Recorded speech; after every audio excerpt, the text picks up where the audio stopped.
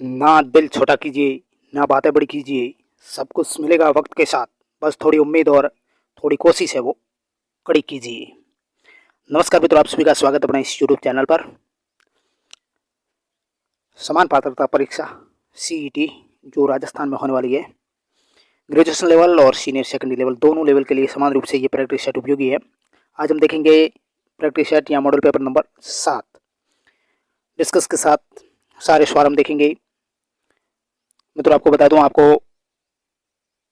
Explain के साथ इस प्रैक्टिस सेट की पीडीएफ चाहिए तो टेलीग्राम जरूर ज्वाइन करें। मैं डिस्क्रिप्शन में टेलीग्राम लिंक दे दूंगा, वहां जाकर के जुड़िए, आपको ये संपूर्ण प्रैक्टिस सेट आपको मिल जाएंगे। चलिए प्रैक्टिस सेट 7 है, उसका नंबर 1 क्वेश्चन देखते हैं। पहला सवाल है कि वाद्य यंत्र जो कच्ची घोड़ी नृत्य में बजाया जाता है कौन सा वाद्य यंत्र है? अलगोजा, जहाज, सुरनई, कामायचा। तो इसका सही आंसर है वो होगा ऑप्शन बी, जहाज। जहाज है ये एक प्रकार का मंजीरा होता है जिसकी लंबाई चौड़ाई लगभग 1 फुट होती है इसकी, और इस वाद्य यंत्र का प्रयोग है वो शेखावाटी में कच्ची घोड़ी नृत्य के अवसर पर ढोल और तासे वाद्य यंत्र इन दोनों के साथ इसका प्रयोग है वो किया जाता है। सेकंड क्वेश्चन है, लोकनाट्य चार बैंत है वो किस शहर से संबंधित है? उदयपुर से, अलवर से, टोंक से, भरतपुर से। चार बैंत का संबंध है वो टोंक से होगा, ऑप्शन सी करेक्ट है। ये चार बैंत है वो लोकनाट्य की शैली मानी जाती है, और राजस्थान का जो टोंक जिला है वो इस नृत्य शैली का प्रमुख केंद्र है। इस नाट्य शैली को नवाबों की विद्या भी कहते हैं, इसका उपनाम है नवाबों की विद्या, क्योंकि नवाब फैजुल्ला के समय ये नाट्य शैली अस्तित्व में आई थी। टोंक का नवाब था फैजुल्ला उसके समय। इस नृत्य शैली के जो प्रमुख कलाकार है वो अब्दुल करीम खां और खलीफा खां थे, दो थे, अब्दुल करीम खां और खलीफा खां। तो बहुत अच्छा सवाल। सेकंड क्वेश्चन नंबर 3, निम्न में से कौन सा युगल नृत्य है? तो आपको बताता हूँ ये ग्रेजुएशन लेवल की भले आप दोनों का कोई ज़्यादा बदलाव नहीं है। सीईटी ग्रेजुएशन लेवल और सीनियर सेकेंडरी स्तर दोनों में समान रूप से सवाल पूछे जाते हैं, हार्ड लेवल ज़्यादा किसी का नहीं है, सेम ही है। तो आपको ये राजस्थान जी के तो ऐसे पढ़ना ही है, क्योंकि गहराई से भी क्वेश्चन आ सकता है, ऊपरी ऊपर से भी आ सकते हैं। निम्न में से कौन सा युगल नृत्य है? इनमें से चरी नृत्य, संक्रिया नृत्य, मांदल नृत्य या गिंदड़ नृत्य। युगल नृत्य यानी पुरुष और महिला दोनों करते हैं, तो 3 का ऑप्शन बी होगा, संक्रिया नृत्य। संक्रिया नृत्य ये काल बेलियों का युगल नृत्य माना जाता है, काल बेलियों का, जो अंग संचालन के साथ ये प्रेम कथा को भी प्रदर्शित करता है। और काल बेलिया के जो मुख्य पात्र होते हैं वो राई और बुढ़िया होते हैं, राई और बुढ़िया। बहुत अच्छा तीसरा सवाल। नेक्स्ट हम क्वेश्चन नंबर 4 देख रहे हैं कि निम्न में से कौन सा शासक चित्रकला से लिया है और शासक सही सुमिलित नहीं है? राज सिंह प्रथम नाथद्वारा शैली, अनूप सिंह बीकानेर शैली, विजय सिंह देवगढ़ शैली, सावंत सिंह किशनगढ़ शैली। सही सुमिलित नहीं है, चौथे का ऑप्शन है वो सी है वो विजय सिंह देवगढ़ शैली, यह सुमिलित नहीं है। देवगढ़ शैली है वो महाराणा जय सिंह के काल में जन्मी थी, विजय सिंह ना होकर के वी हटा दो जय सिंह के काल में। यहाँ के रावल को 16वें उमराव के नाम से भी जाना जाता है, जो देवगढ़ के रावल है वो 16वें उमराव के नाम से भी जाने जाते हैं। और इस शैली में ढूंढाड़, मेवाड़ और मारवाड़ की शैलियों का रूप दिखाई देता है देवगढ़ शैली में। और देवगढ़ शैली में हरे पीले रंगों का प्रयोग ज़्यादा किया जाता है। हाथियों की लड़ाई, इसके अलावा श्रृंगार, कृष्ण लीला, राज्य दरबार, यह इन शैली की विशेषता देवगढ़ शैली की। और बाकी यह वो सुमिलित है राज सिंह प्रथम नाथद्वारा शैली से, अनूप सिंह है वो बीकानेर शैली, और सावंत सिंह किशनगढ़ शैली, ये इनका स्वर्णकाल है। देवगढ़ शैली का स्वर्णकाल है वो जय सिंह का काल। नेक्स्ट 500 क्वेश्चन है, यदि हम लूणी नदी के किनारे इसके उद्गम से अंत तक यात्रा करते हैं तो हम इसकी सहायक नदियों को किस क्रम में पाएंगे? यानी इसकी सहायक नदियाँ पहले कौन सी आती है फिर बाद में कौन सी आएगी, उस हिसाब से क्रम से इसको अपने को सही करना है। 4 3 2 1 आएगा या 4 2 3 1 आएगा, 3 2 3 1 या 1 2 3 4, ज्वाई बांडी सूखी गुइया में से। तो 5 का ऑप्शन बी करेक्ट होगा, यानी पहले है वो गुइया आएगी, उसके बाद बांडी आएगी, उसके बाद सूखड़ी आएगी, फिर अंत में ज्वाई आएगी। लूणी जिसके अन्य नाम साकरी है, लवणवती है, लवणाद्री है, सरस्वती या खारी मिट्टी, ये इसके उपनाम है। इसका उद्गम स्थल है वो नागपाड़ अजमेर से हो रहा है, रावली की पहाड़ी, और ये वहाँ से फिर दक्षिण पश्चिमी राजस्थान के क्षेत्रों से ये बहते हुए कच्छ के रण में जा मिलती है, यानी विलुप्त स्थान इसका कच्छ का रण है।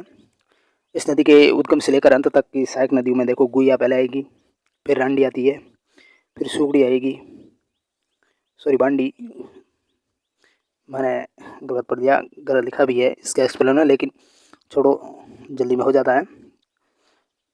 मैं चाहता हूँ गुया बांडी सुगड़ी जवाई खारी सागी, गुया बांडी सुगड़ी जवाई, इसके बाद खारी और सागी, ऑप्शन बी है वो करेक्ट है।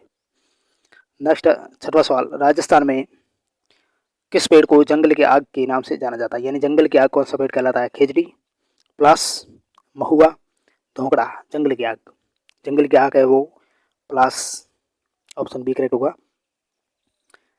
ये प्लास है। छूल, परसा, ढाक, टेसु, किसु, केसु, इसके उपनाम है। वृक्ष के लाल रंग के आकर्षक पुष्प के कारण इसे जंगल की आग कहते हैं, क्योंकि इसका आग जैसा कलर है लाल रंग का। प्लस वृक्ष का वैज्ञानिक नाम क्या है? इसका वैज्ञानिक नाम है ब्यूटिया मोनोस्पर्मा। यानी जंगल की आग किस वृक्ष को कहते हैं? प्लास ना होकर के, या इसका वैज्ञानिक नाम भी हो सकता है तो ब्यूटिया मोनोस्पर्मा। और प्लास के पुष्प को उत्तर प्रदेश का राज्य के पुष्प भी घोषित किया गया। उत्तर प्रदेश का यह राज्य के पुष्प है प्लास। नेक्स्ट 7वां सवाल, दजिया और जो ची माता है वो राजस्थान की किस जनजाति से संबंधित है? दजिया और ची माता का संबंध राजस्थान की किस जनजाति से? गरासिया से, सहरिया से, मीना से या भील से? 7 का क्या होगा करेक्ट ऑप्शन? 7 का करेक्ट ऑप्शन डी होगा, भील जनजाति से संबंधित है। दजिया और ची माता ये भील जाति है संबंधित है। भील जनजाति द्वारा जंगलों को जलाकर जो कृषि की जाती है, यानी झूमिंग कृषि, उसको दजिया भी कहते हैं। जबकि पहाड़ी इलाकों में उनके द्वारा जो कृषि की जाती है वो ची माता के नाम से जानी जाएगी। यानी मैदानी इलाकों में दजिया और पहाड़ी इलाकों में ची माता। भील जनजाति है वो मध्य प्रदेश में, राजस्थान में, गुजरात में, महाराष्ट्र, इन राज्यों में ये पाई जाती है। इन जनजातियों का उल्लेख महाभारत और रामायण में भी किया गया है। नेक्स्ट क्वेश्चन नंबर 8, निम्न में से कौन सा स्थल आकृति और अवस्थिति से सम्मिलित नहीं है? भाकर पूर्वी सिरोही, गिरवा उदयपुर, पौराट पठार कुंभलगढ़ से गोविंदा, रामगढ़ पहाड़ी राजसमंद। सही सम्मिलित नहीं है, ऑप्शन डी है वो सही सम्मिलित नहीं है। रामगढ़ पहाड़ी वो राजसमंद में नहीं है। रामगढ़ की पहाड़ी है वो 12 बूंदी, दक्षिण राजस्थान में जो 12 जिला है वहाँ है रामगढ़ की पहाड़ी, ये सम्मिलित नहीं है, ठीक है ना। बाकी जो पूर्वी सिरोही में जो स्थानीय भाषा में भाकर कहते हैं पहाड़ी को, गिरवा उदयपुर की ये तहसील मानी जाती है। और कुंभलगढ़ और गोविंदा के मध्य जो पठार है वो भौराट पठार भी कहलाता है। नेक्स्ट क्वेश्चन नंबर 9, निम्न में से कौन सा नस्ल या पशु है वो सही सम्मिलित नहीं है? खेरी बकरी की, सोनाली भेड़ की, संचोरी गाय की, महसाना भैंस की। कौन सा सही सम्मिलित नहीं है? इनमें से ऑप्शन ए है खेरी है वो सही सम्मिलित नहीं है। बकरी की ना होकर के ये किसकी है? ये भेड़ की है। नागौर और जोधपुर में जो पाई जाती है भेड़, उसकी नस्ल है। सोनाली भेड़ की है, ज़्यादातर सोनाली भेड़ है वो बूंदी, झालावाड़, कोटा, उदयपुर इन जिलों में पाई जाती है। संसूरी गाय की नस्ल है, जालौर, नागौर में ये पाई जाती है। और महसाना ये भैंस की है जो राजस्थान और गुजरात के क्षेत्रों में पाई जाती है। बहुत अच्छा सवाल। नेक्स्ट क्वेश्चन नंबर 10, क्वेश्चन 10, सुशिवन को सुशी सेकंड से सम्मिलित करना है। कूट का प्रयोग करते हुए एक तरफ संत है एक तरफ संप्रदाय है। तो 10 का सही है वो क्या होगा? जैसे रामानुज है, इनका संप्रदाय था विशिष्ट अद्वैत, यानी सी की ओर ले जाओ।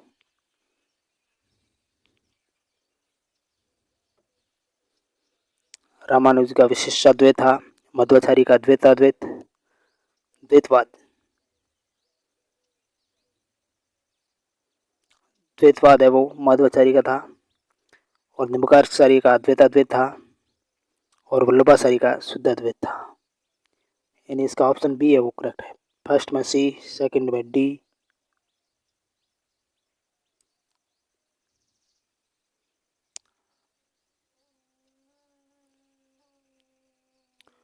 थर्ड में बी निम्बारक का अद्वैताद्वैत, और फोर्थ में ए, फोर्थ का ए। मैंने गलत मिलान कर दिया।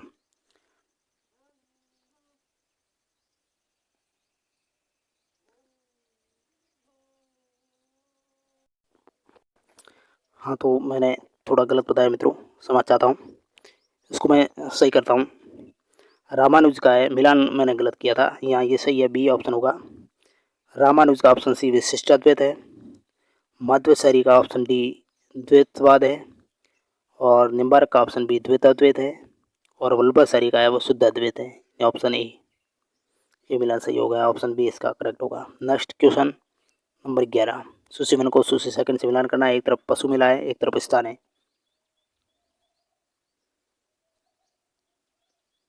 वीर तेजाजी पशु मिला है, वो लगता है पर्वतसर नागौर में। शिवरात्रि पशु मिला है, वो लगेगा भरतपुर में। चंद्रभागा झालरापाटन में, और मलिनाथ है वो बाड़मेर में। ऑप्शन बी इसका भी करेक्ट होगा। फर्स्ट में 3, 2 में सेकंड, 3 में फोर्थ और 4 में 1। ऑप्शन बी इसका करेक्ट होगा। बहुत अच्छा सवाल। नेक्स्ट है सवाल नंबर 12, राजस्थान में जो पर्यटन विभाग है उसकी स्थापना है वो किस वर्ष हुई?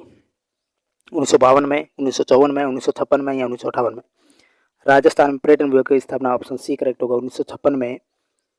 और यह पर्यटन विभाग है वो राज्य को पर्यटन और संस्कृति के क्षेत्र में बढ़ावा देने के लिए जिम्मेदार है। नेक्स्ट क्वेश्चन नंबर 13,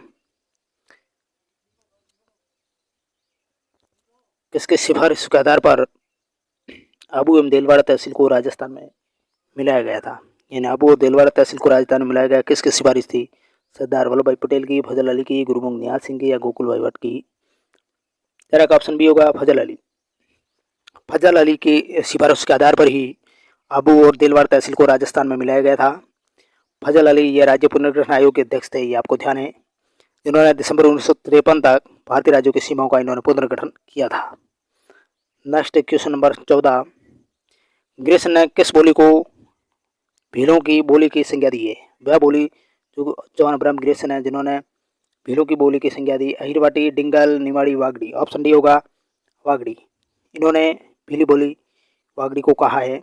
वागड़ी समुदाय के बारे में ग्रेसन ने अपना अन्वेषण किया था, और ये भील जनजाति और राजस्थान, महाराष्ट्र, गुजरात, मध्य प्रदेश इन क्षेत्रों में वो पाई जाती है। ठीक है ना। नेक्स्ट 15वां सवाल है कि कोटा में 1857 के विद्रोह का नेतृत्व करता है वो कौन था? रामचंद, जयदयाल, मेहराब खान, हीरालाल, हीराचंद्र या रावत जोशी?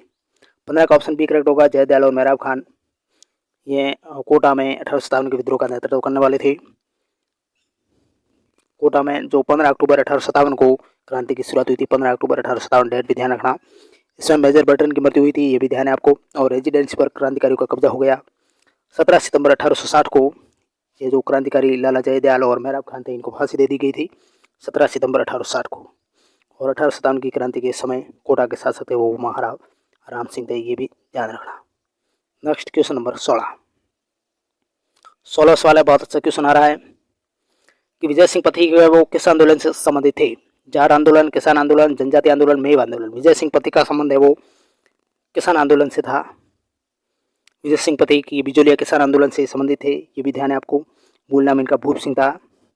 बिजोलिया किसान आंदोलन दुनिया में ये सबसे लंबे समय यानी 1897 से 1941 तक ये चलने वाला अहिंसक आंदोलन था। ठीक है ना। इस आंदोलन को 3 चरणों में विभक्त किया गया, ये भी ध्यान है। सबसे लंबा चला, 3 चरणों में चला। द्वितीय चरण जो 1915 से 1923 का उसका नेतृत्व है वो विजय सिंह पथिक ने किया था। और इस आंदोलन को प्रताप अखबार के माध्यम से लोकप्रिय बनाया गया संपूर्ण भारत में, प्रताप अखबार के माध्यम से। ये भी बहुत अच्छा सवाल बन सकता है। नेक्स्ट 17वां क्वेश्चन, राजस्थान में मई और जून में सर्वाधिक धूल भरी आंधी है वो किस जिले में आती है? बीकानेर में, जैसलमेर में, गंगानगर, बाड़मेर में? 17 का ऑप्शन सी होगा गंगानगर में। मई और जून माह में सर्वाधिक धूल भरी आंधियां यहाँ चलती है। नेक्स्ट 18वां क्वेश्चन है, राजस्थान में निम्न में से कौन सा एक बालू का स्तूप का प्रकार है वो नहीं है? बरखान, सेब, पैराबोलिक, थली? 18 का ऑप्शन डी होगा, थली है वो नहीं है। मरुस्थलीय क्षेत्रों में जो वायु द्वारा उड़ाकर लाई गई रेत के निक्षेप से बने जो टीले है वो बालू का स्तूप कहलाते हैं। राजस्थान का उत्तरी पश्चिम भाग मरुस्थलीय हम सब जानते हैं, जहाँ पर कई प्रकार के बालू का स्तूप है, बरखान, सीप, पैराबोलिक, तारा, ये सभी। नेक्स्ट क्वेश्चन नंबर 19 सवाल पूछ रहा है कि किसके नेतृत्व में शेखावटी किसान आंदोलन में महिलाओं ने भाग लिया? किशोरी देवी, उत्मा देवी, रमा देवी या दुर्गा देवी? नेतृत्वकर्ता कौन थे शेखावटी किसान आंदोलन की महिलाओं में? ऑप्शन ए किशोरी देवी। शेखावटी किसान आंदोलन महिलाओं ने इनके नेतृत्व में भाग लिया था। शेखावटी जो किसान आंदोलन था वो 1939 से शुरू हुआ था। नेक्स्ट क्वेश्चन नंबर 20, राजस्थान सरकार ने उद्योग विभाग का नया नाम है वो बदल कर क्या रख दिया? वाणिज्य विभाग, उद्योग और सहकारिता विभाग, उद्योग और तकनीक विभाग, उद्योग वाणिज्य विभाग? ऑप्शन डी उद्योग और वाणिज्य विभाग। ये नया नाम उद्योग विभाग का मार्च 2021 में मुख्यमंत्री अशोक गहलोत थे, उन्होंने इसका नाम बदला था। नेक्स्ट क्वेश्चन नंबर 21, अजमेर नगर का संस्थापक है वो कौन था? रणोराज, अजयराज, अजयपाल या सोमेश्वर? बहुत अच्छा सवाल है। किसका ऑप्शन बी होगा? अजयराज थे अजमेर नगर के संस्थापक। अजमेर नगर की स्थापना चौहान वंश का शासक अजयराज चौहान थे, इन्होंने 7वीं शताब्दी में की थी। ये विद्यालय यह संस्कृत शिक्षा का केंद्र है और हिंदुओं के साथ साथ यह मुसलमानों के लिए भी एक प्रमुख तीर्थ स्थल है, ख्वाजा मोइनुद्दीन चिश्ती की दरगाह। नेक्स्ट 22वां क्वेश्चन। 22वां क्वेश्चन पूछ रहा है कि 2001 की तुलना में 2011 की जनसंख्या के अनुसार राजस्थान के नगरीय क्षेत्रों में लिंगानुपात प्रति 1000 पुरुष पर कितनी महिलाओं से बढ़ा है? 12, 18, 21, 24? 22 का ऑप्शन ये 12। वर्ष 2001 की तुलना में वर्ष 2011 की जनगणना के अनुसार जो राजस्थान के शहरी क्षेत्र में उसमें प्रति 1000 पुरुष पर लिंगानुपात में, सॉरी मैंने ऑप्शन डी इसका होगा, ऑप्शन डी 24 महिलाओं से बढ़ा है, 24 की वृद्धि हुई है।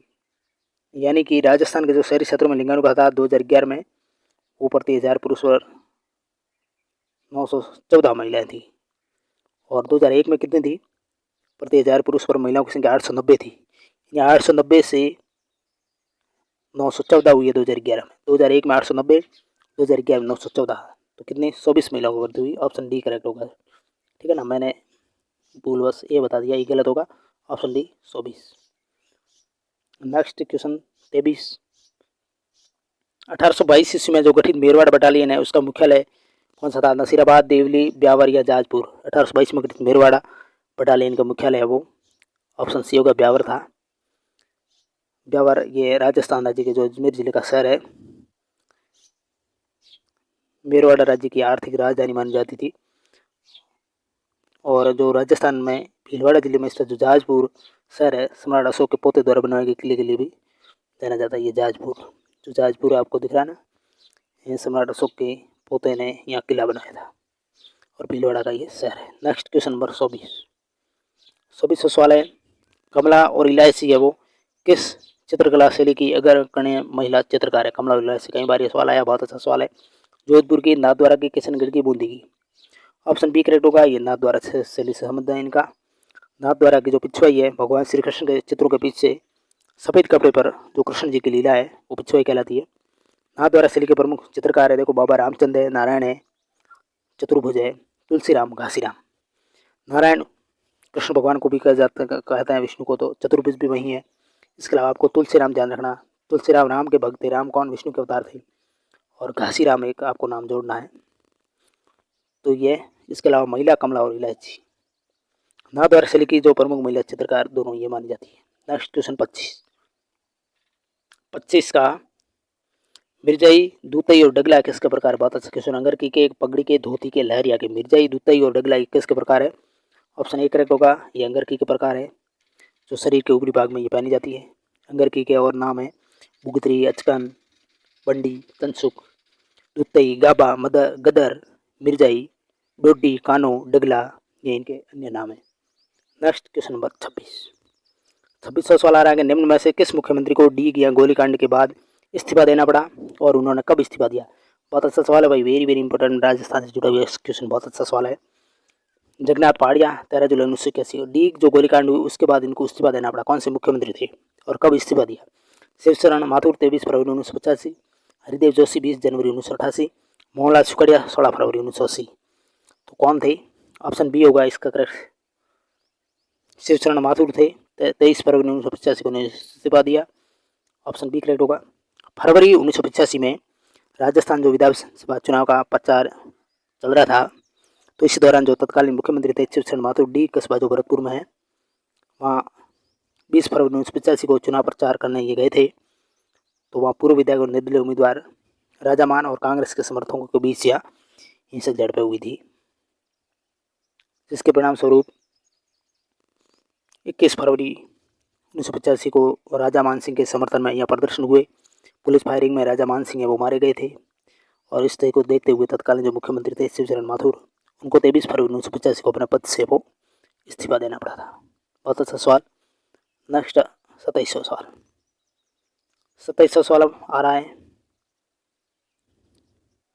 विजय मंदिर जो किला है वो कहाँ स्थित है? विजय मंदिर किला कहाँ स्थित है? करौली में, डीग में, बयाना में या शाहबाद में? तो ऑप्शन सी करेक्ट होगा, बयाना। विजय मंदिर किला वर्ष 1918 में महाराजा जय सिंह प्रभाकर थे, इन्होंने अलवर में इसका निर्माण करवाया। विजय मंदिर गढ़ जिसका निर्माण भरतपुर के बयाना क्षेत्र में कराया गया था।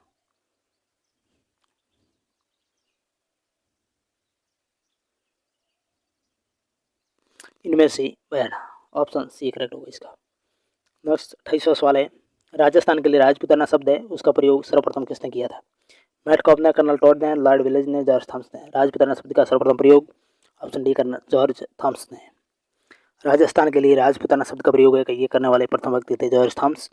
विलियम फ्रैंकलिन ने 1805 में जो George Thomas A military memories of George Thomas नामक पुस्तक है वो लिखा था 1805 में।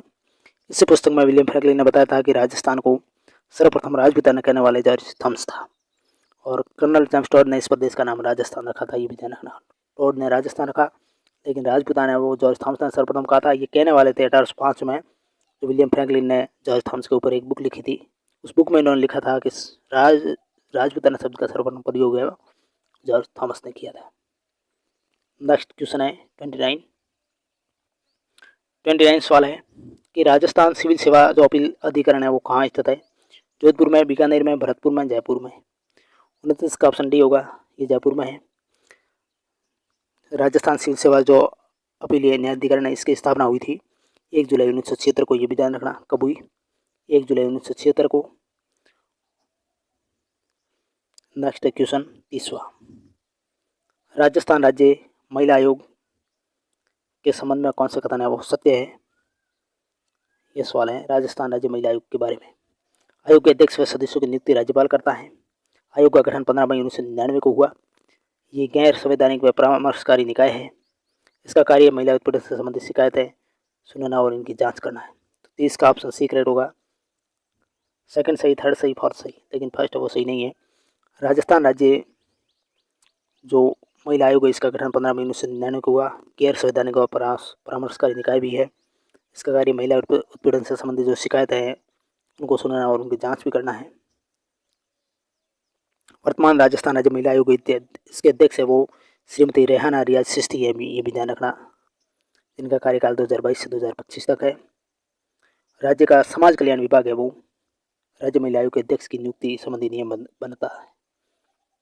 बनाता है राजस्थान का समाज कल्याण विभाग।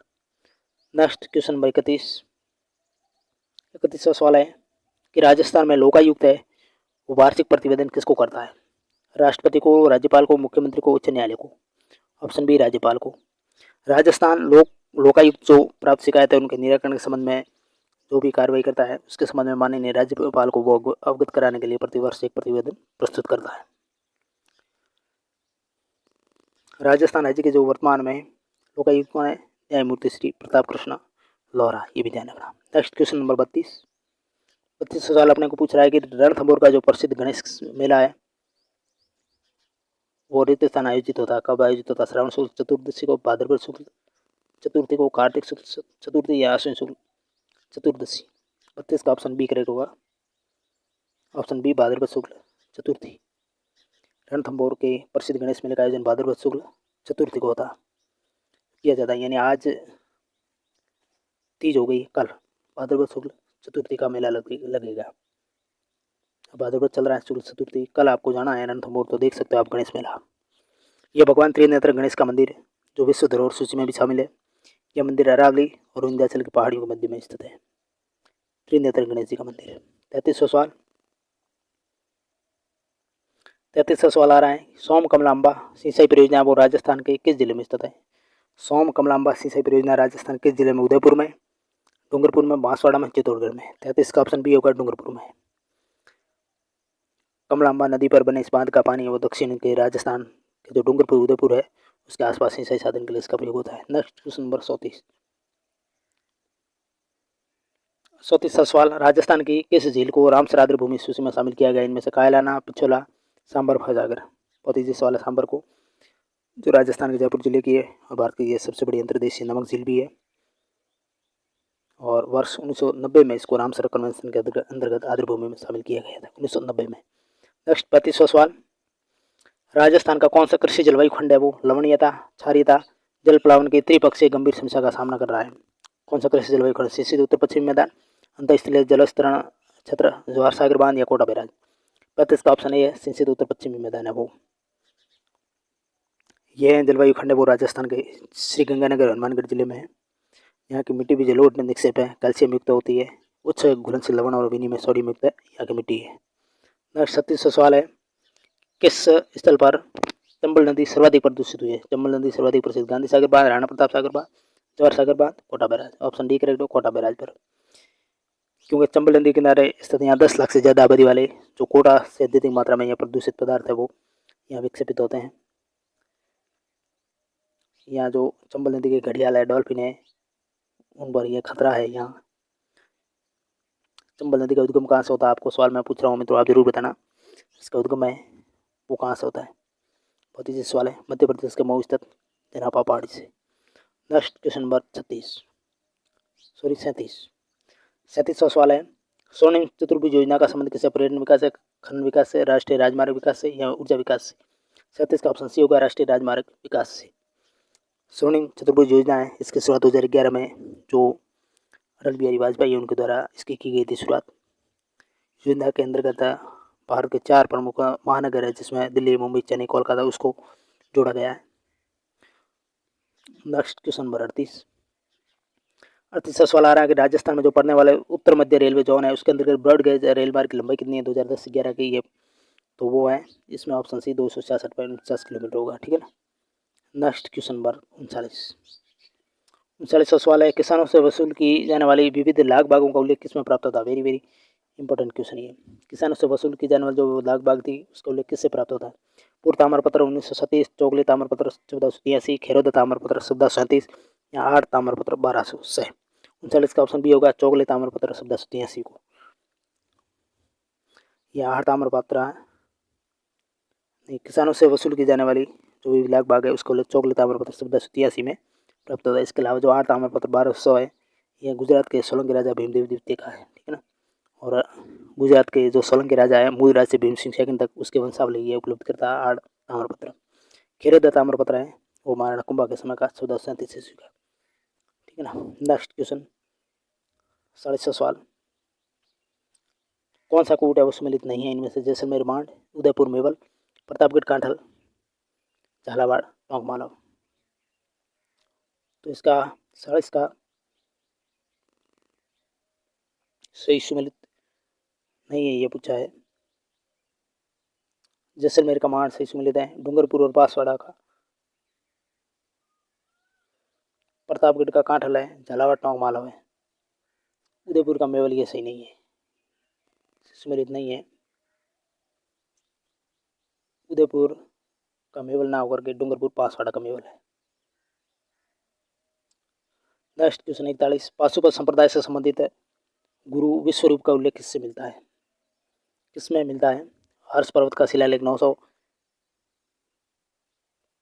975 ईस्वी में, रणकपुर परिषद 1439 ईस्वी, बिजली अभिलेख 1170 ईस्वी, सारणेश्वर परिषद 953 ईस्वी। पाशुपत संप्रदाय उसका संबंध ऑप्शन ए करेक्ट, हर्ष पर्वत का शिलालेख 975 ईस्वी उससे प्राप्त होता है। ये काले पत्थर पर उत्कीर्ण शिलालेख की भाषा इसकी कैसी है? संस्कृत और लिपि है देवनागरी। हर्ष पर्वत पर भगवान शंकर का प्राचीन और प्रसिद्ध है जो हर्षनाथ मंदिर है वो यहाँ स्थित है। नेक्स्ट क्वेश्चन 42 बहुत अच्छा सवाल आ रहा है, तेदड़ आभूषण है वो कहाँ पहना जाता है? स्त्रियों के सिर पर, स्त्रियों के पैरों में, स्त्रियों के हाथों में या स्त्रियों के कानों में? तेदड़ आभूषण है वो ऑप्शन बी करेक्ट है, स्त्रियों के पैरों में ये पहना जाता है। अन्य आभूषण जो पैरों में पहने जाने वाले हैं जिसमें तोड़ा है, अनोटपोल है, झंकारतन है, सिंजनी है, दुपुर है, मकियो है, मसूरियो है, ये सारे स्त्रियों के पैरों के आभूषण है। नेक्स्ट 43 सवाल है, माइड्रो हिला रचना है वो किसने लिखी? योगीराज मुकुल ने, केसरी सिंह ने, मुरारदास ने या कन्हैयालाल सेठिया ने? 43 का ऑप्शन डी होगा, कन्हैयालाल सेठिया है माइड्रो हिलो रचनाकार है। ये राजस्थान के प्रसिद्ध कवि जो पद्मश्री और राजस्थान रत्न से भी सम्मानित है। इनके अन्य प्रसिद्ध रचनाओं में राजस्थानी भाषा में इनका रमणीय रसौठा है, पीथल और पाथल भी इनकी रचना है। इसके अलावा मिंजर इन्होंने लिखा शब्द है, सतवाणी है। हिंदी भाषा में इन्होंने वनफूल, अग्निवीणा, मेरा युग, दीप किरण, प्रतिबिंब, आज हिमालय बोला, प्रणाम, मर्म, अनाम, स्वागत, आकाश गंगा, ये सारी इनकी रचना है। नेक्स्ट क्वेश्चन 44 पूछ रहा कौन सा कोट सुमिलित है इनमें से? अमीर काव्य, जयचंद्र सूरी, पृथ्वीराज विजय, चंद्र बरदाई, राधा वल्लभ मंडन, गुंडू पकबीर बाण। सही सुमिलित है ऑप्शन सी राधा वल्लभ का मंडन। ये सही सुमिलित, बाकी सुमिलित नहीं है। सारंगधर, हमीर हमीर काव्य है इसके, या हमीर रासो, ये जय सेंचुरी का ना होकर के सारंगधर का है। पृथ्वीराज विजय है वो जानक का है, और राधा वल्लभ मंडन का है। और गुण रूपक है ये वीर बाण का ना होकर के किसका है, केशवदास का। पृथ्वीराज रासो है वो चंद्र बरदाई ने लिखी थी। तो इसका ऑप्शन सी है, राधा वल्लभ मंडन का, ये सही सुमेलित है। नेक्स्ट क्वेश्चन 45, डूंगजी जवाहर जी उसका संबंध था किससे था? डूंगजी जवाहर जी का संबंध शेखावट ब्रिगेड से, मीना ब्रिगेड से, भील ब्रिगेड से, या जाट रेजिमेंट से? डूंगजी जवाहर जी का संबंध है वो शेखावटी ब्रिगेड से था। इन्होंने छापामार लड़ाई द्वारा अंग्रेजों को परेशान किया। नेक्स्ट क्वेश्चन 46वां कि जेंटलमैन एग्रीमेंट है किसका संबंध रहा इनसे? हीरालाल शास्त्री का, जयनारायण व्यास का, जवाहरलाल नेहरू का, या रघुवीर सिंह का? 46 का ऑप्शन ए होगा, हीरालाल शास्त्री का इनसे संबंध है। वर्ष 1942 में भारत छोड़ो आंदोलन के समय श्री हीरालाल शास्त्री और जो जयपुर के मिर्जा इस्माइल थे उनके मध्य एक समझौता हुआ था, जिसके तहत जयपुर में भारत छोड़ो आंदोलन वो नहीं चलाया गया। इसके तहत जयपुर में भारत छोड़ो आंदोलन नहीं चलाया जाना था, परंतु इस समझौते से जो नाराज प्रजामंडल थे उसके कार्यकर्ता अलग होकर उन्होंने आज़ाद मोर्चा का गठन किया था बीजेपी ने। तो जेंटलमैन एग्रीमेंट किसके बीच हुआ था? 1942 में हीरालाल शास्त्री और जयपुर के मिर्जा इस्माइल के मध्य। इसमें यह डील की गई थी कि जयपुर में जो भारत छोड़ो आंदोलन वो नहीं चलाया जाएगा, लेकिन अलग व्यक्तियों ने आज़ाद मोर्चा गठन करके वहाँ ये चलाया भी गया था आंदोलन। नेक्स्ट क्वेश्चन 47, वीरों के स्मारक स्तंभ स्थान कहाँ पर स्थित है? नवलगढ़ में, गलियाकोट में, बछुंडला में, महासर में? वीरों के स्मारक स्तंभ है वो ऑप्शन सी है बछुंडला में। यह बछुंडला है वो प्रतापगढ़ में पड़ता है, ठीक है ना। भारतीय पुरातत्व जो संरक्षण प्राचीन स्मारक पुरातत्व स्थल है 1958 के अधीन राष्ट्रीय महत्व के स्मारक स्थल और अवशेषों का संरक्षण करता कौन सा? भारतीय पुरातत्व संरक्षण विभाग। तो वीरों के स्मारक स्तंभ है वो बछुंडला प्रतापगढ़ में स्थित है। नेक्स्ट क्वेश्चन 48, 48 सवाल आ रहा, भरत, शुभ, हुरमजी, आर्य ये किससे संबंधित है? बहुत अच्छा सवाल है। इनका संबंध किससे? पीतल नक्काशी से, गलीचा व दरी उद्योग से, ब्लू पॉटरी से, या कढ़ाई व पेस्ट वर्क से? तो इनका संबंध है वो ऑप्शन डी होगा कढ़ाई व पेस्ट वर्क से। ये कपड़े पर अलंकरण की यह कला है जिसमें कांचली घाघरा अंगर का अचकन और जामा इस पर कढ़ाई के लिए की जाती है। इसका उपयोग घरेलू सामानों को सुशोभित करने के लिए किया जाता है। नेक्स्ट 49 सवाल है, वाल्टर ने राजपूत हितकारिणी सभा की स्थापना वो कहाँ की थी? उदयपुर में, कोटा में, अजमेर में, जयपुर में? 49 का ऑप्शन सी अजमेर में की थी 10 मार्च 1888 को। नेक्स्ट क्वेश्चन 50, राजस्थान में हीरे की खान है वो कहाँ स्थित है? केसरपुरा में, जगपुरा में, काला गुमान में, राजमहल में? 50 का ऑप्शन ए होगा केसरपुरा में हीरे की खान है। भूवैज्ञानिकों ने राजस्थान के जो केसरपुरा है और आसपास के क्षेत्र में कांगलो गिरेज चट्टानों की मौजूदगी को भी लाभकारी माना है। तो ये थे 50 सवाल जिसका आज हमने डिस्कस किया। क्लास कैसी लगी जरूर लाइक करें, चैनल पर नए तो सब्सक्राइब करें, और पीडीएफ प्राप्त करना एक्सप्लेन व्यू आंसर के साथ तो आप टेलीग्राम जरूर ज्वाइन करें। चलिए नेक्स्ट मिलेंगे, तब तक के लिए थैंक यू वेरी मच। इसका सेकंड पार्ट देखना ना भूलें, हमने पार्ट 1 ये 50 सवाल डिस्कस किए हैं, इसके आगे वाले सवाल सेकंड पार्ट में आएंगे। और मित्रों आपको प्ले लिस्ट में ये प्रैक्टिस सेट्स आता है, इसके अलावा सारे प्ले लिस्ट में क्रम वाइज मौजूद है, वहाँ जाकर के आप जरूर देखिएगा सारे प्रैक्टिस सेटों को। Thank you very much.